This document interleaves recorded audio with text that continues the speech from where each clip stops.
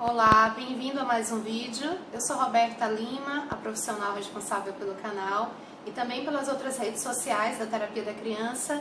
Os endereços ficam sempre aqui abaixo na descrição do vídeo, depois vão lá conferir. E hoje eu volto para falar sobre birras mais uma vez, mas dentro de uma perspectiva de quais são os motivos, as causas que podem levar esse tipo de comportamento numa criança. E percebam que eu já estou falando aqui no plural, porque sim, existem diversas situações e possibilidades que podem desencadear esse tipo de comportamento na criança, principalmente na criança pequena. Sempre que eu falo em birra, gente, eu estou sendo mais específica ainda em relação às crianças muito pequenininhas, 2, 3, 4 anos de idade. São crianças que têm uma imaturidade cerebral muito grande, a própria linguagem também ainda está em fase de desenvolvimento. Então percebam que essas crianças, elas não têm condições lá muito favoráveis para conseguir realmente verbalizar, ter a consciência do que está se passando, organizar seu pensamento, ter até o controle dos seus impulsos para poder meio que comunicar o seu pedido de ajuda de uma forma mais civilizada. Então por isso que a birra muitas vezes surge. E quando a gente percebe a birra de uma forma mais ampliada, a gente ganha até uma condição melhor para poder realmente desfazer esse entendimento que muitas vezes a gente tem de que a birra é uma mera pirraça, é uma forma intencional que a criança tem de irritar, de provocar a gente. Realmente tem casos em que a birra a criança faz meio que para tentar conseguir aquilo que ela está querendo e a gente não está cedendo em muitas situações, mas não necessariamente isso é intencional. A criança simplesmente se frustra e vem mais ou menos como se fosse uma inundação emocional e ela expressa isso através do corpo, através do comportamento. Mas existem outras situações que realmente também podem disparar mais fácil esse tipo de reação na criança que a gente conhece como birra.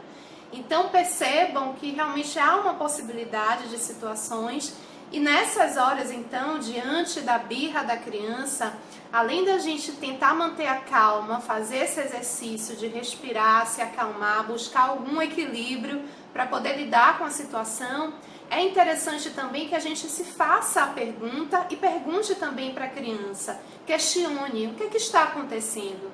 O que pode estar se passando para justificar esse tipo de comportamento, principalmente quando essas manifestações de birra elas são recorrentes, elas acontecem com uma certa frequência na rotina da criança, tá? Então vamos observar aqui, eu separei algumas possibilidades, quando a gente então coloca esse questionamento, a gente tem uma condição melhor de ir em busca de uma resposta, porque a birra de fato é uma resposta alguma situação que está complexa demais, está difícil demais ou desconfortável demais para a criança e é a maneira que nesse momento ela encontra ainda de se expressar, de manifestar aquilo que não está indo muito bem com ela.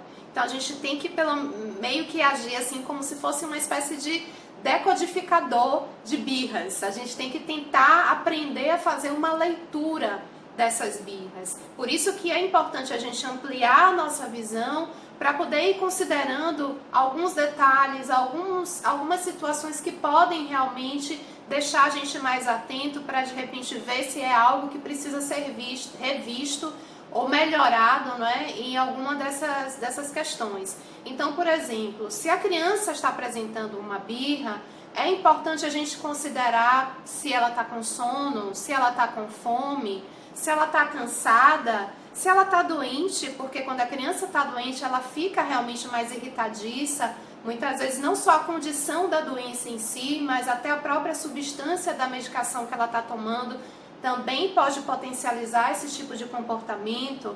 Observem também a alimentação. Como é que está a alimentação? Está com um consumo excessivo de repente de açúcar ou de alimentos à base de cafeína, como chá, refrigerante, achocolatados, os chocolates? Esses alimentos ricos nessas substâncias, eles podem estimular também. O café, a cafeína e o açúcar são estimulantes, então pode deixar também a criança com um comportamento mais agitado, mais irritadiço, tão característico que a gente vê quando se manifesta uma birra. Além disso, é importante a gente rever também como é que está a atenção destinada a essa criança. É uma criança que de repente pode estar com uma necessidade maior de atenção, de afeto, uma necessidade até mesmo de ser tocada, não é uma necessidade de colo. É importante considerar isso. Observar também como é que está a rotina dessa criança. É uma criança que está com atividades extracurriculares muito intensa, uma agenda lotada, é uma criança que não tem tempo para brincar, ter uma liberdade na sua brincadeira. É uma criança que também tem pouco acesso a ambientes ao ar livre, a elementos da natureza, porque isso também é importante. A criança tem muita energia, precisa, né, de espaço para correr, brincar, pular. E cada dia que passa a gente se vê morando em lugares menores, em apartamentos pequenos. E isso também chega uma hora que a criança não tem espaço, né, para poder explorar o ambiente, colocar essa energia para fora. Então, quando ela vive muito tempo, né, em ambientes pequenos, apertados, sem acesso ao ar livre, também pode favorecer que ela tenha esse comportamento de birra com mais frequência. Observem também o uso das tecnologias, se essa criança está fazendo uso muito acentuado, né, indevido, de joguinhos eletrônicos. Até os próprios desenhos nas TVs também precisa ser monitorado, precisa realmente ver a quantidade de tempo que a criança fica fazendo esse tipo de acesso, porque essas tecnologias, embora não sejam super atraentes para as crianças, elas têm um efeito meio que de excitar o sistema nervoso central. Então é importante a gente observar para que elas não fiquem tanto tempo expostas a essas condições, de modo que favoreça, não é, esse tipo de comportamento em que ela explode, que ela fica mais irritada com maior facilidade. Eu separei vários aqui, eu não sei se eu falei de todos, porque realmente são muitas situações. Eu estou aqui olhando minha pesca, mas vejam então, não é, a quantidade de possibilidades, até no processo educacional também. Percebam quando uma criança ela não recebe muitos limites, quando os pais têm dificuldade de colocar os limites, essa criança ela também tende a ter mais acessos de birra, porque ela não sabe lidar com a frustração. Quando ela se depara com um não, quando ela se depara com algo que lhe é proibido, ela tende a ser mais intensa nessa reação para ver se consegue, não é, que alguém ceda e conceda o que ela está pedindo e desejando.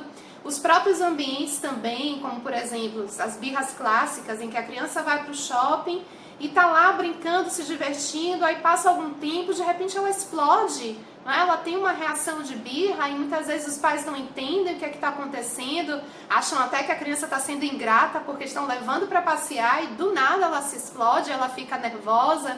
É porque a criança chega uma hora que nesses ambientes com muitos estímulos, muita gente passando, muito estímulo auditivo, muito estímulo visual, a criança chega uma hora que o cérebro dela mesmo sobrecarrega, porque tem que processar muita informação e chega uma hora que realmente fica complicado e é preciso que a gente então fique atento a esses detalhes para não exceder o limite do corpo mesmo da criança, para não ir além daquilo que ela tem condição, né, de tolerar e de experienciar.